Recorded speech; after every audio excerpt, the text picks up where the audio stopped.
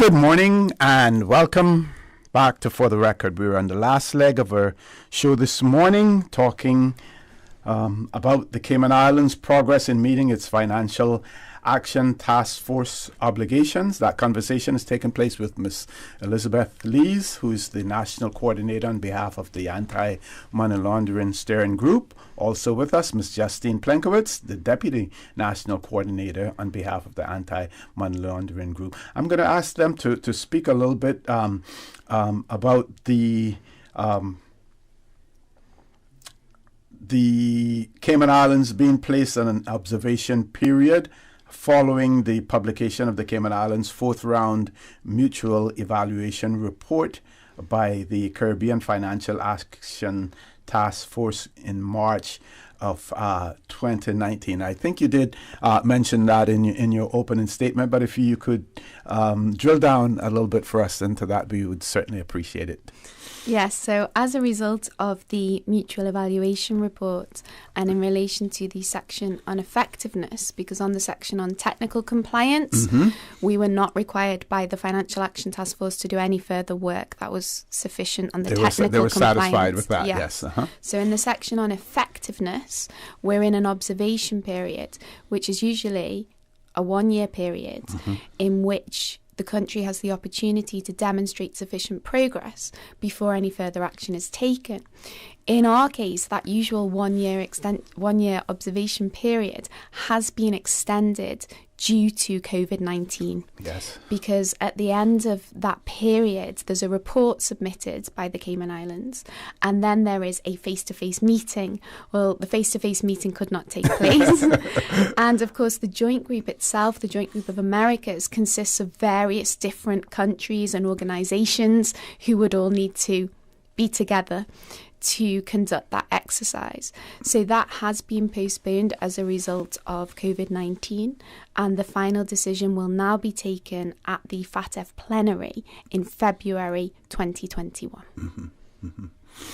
So what would you say to our listening and viewing audience when some entity that they may be doing business with or wishing to do business with present certain requirements to them and say, we need you to provide this, we need you to provide that, and those persons who may get frustrated and say, why do I need to provide XYZ to them? Why can't I just transact my business? What do we say to them in terms of them helping to enhance the profile of the Cayman Islands and to show that we are in fact a well-regulated jurisdiction? Well, what we have been saying to everyone is it's everyone's business. So both in terms of playing your role for this jurisdiction, but also the role in the global fight against money laundering and terrorist financing. This is not a victimless crime. So there's a video on the FATF website, which is very short, which demonstrates the real effects of terrorist financing, money laundering on drugs organizations, on human trafficking. So we have to play our role in order to ensure our jurisdiction is as robust as possible, and also to ensure that we're playing our role in the global fight against money laundering to ensure we can detect and deter criminals, which of course we don't want in this jurisdiction, and to ensure that our reputation remains as a leader in the international financial centres and in the global fight. And I know in the past when various pieces of legislation has come down to us, for instance, the tax savings, that was when in the 1990s, early 2000s, tax savings agreements and things of that nature. When there has always been people preaching doom and gloom that we're going to lose our financial industry, we're going to lose customers. But you mentioned something, earlier, and which seems to support the fact that good clean money is out there, and they're going to come to a well-regulated jurisdiction. So your ability to attract clean money, clean investment, as opposed to dirty money is probably more in hands than the other way around. Can you speak to that as well? Certainly. So a lot of investors are looking for well-regulated jurisdictions to ensure that their money is safe and that the jurisdiction is fully compliant with their international obligations. And of course, you have the alternative side, where if the jurisdiction does not meet its obligations and is placed on a compliance document or a grey list, then that, of course, has extremely adverse consequences for the jurisdiction. So the jurisdiction does not want the dirty money in the first place.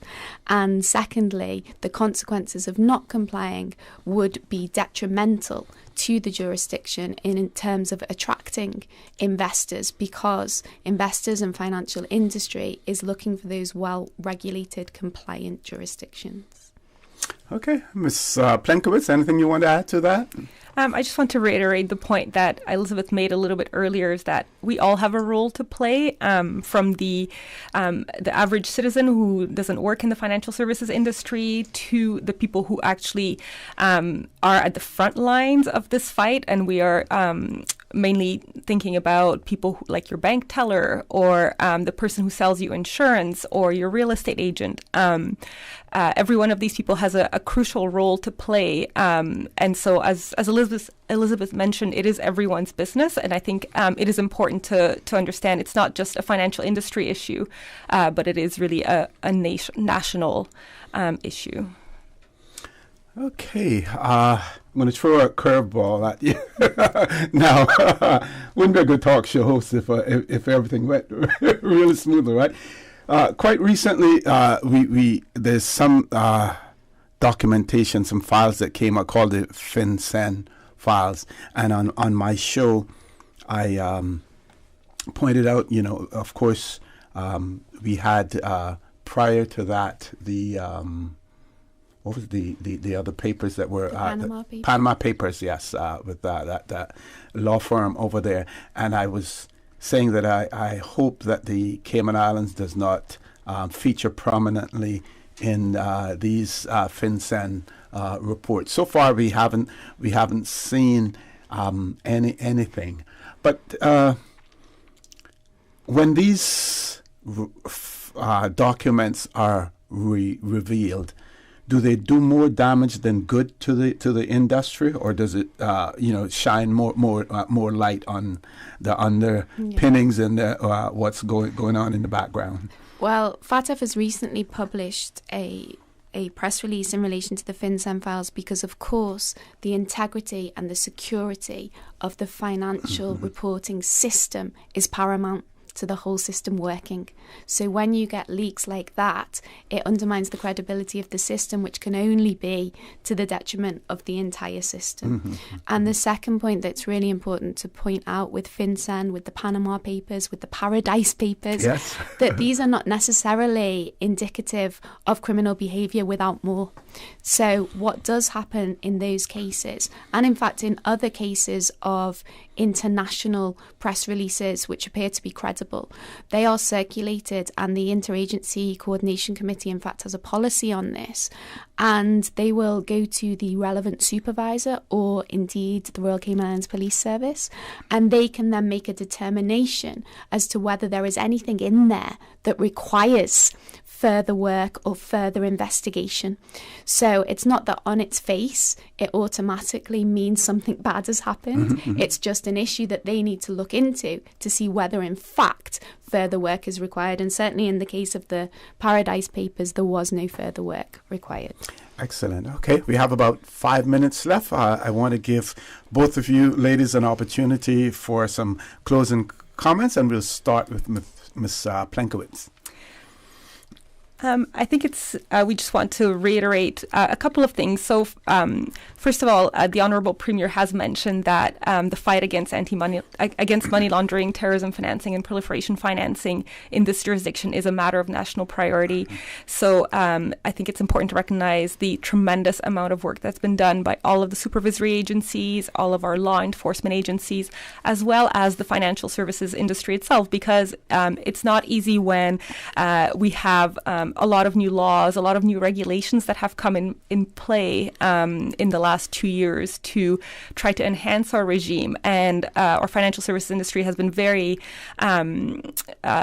has tolerated these very well, and they understand the importance. And I think it's very important to recognize the amount of work that has been done. And the second thing is for our listeners who are interested in the topic is just to reiterate a little bit what Elizabeth said earlier, is to go on to the website of the Anti-Money Laundering Unit. This website contains some information that is maybe a little bit more industry specific, but there's also a lot of information for the general public. So anyone who's interested in learning more should go on this website. It's amlu.gov.ky. Excellent. Ms. Lees, with you. Thank you. We have talked about the various committees that have been put in place and that high-level commitment with the establishment of the Ministerial Subcommittee chaired by the Honourable Premier. The supervisors that have been put in place, that we now supervise lawyers, we supervise real estate developers.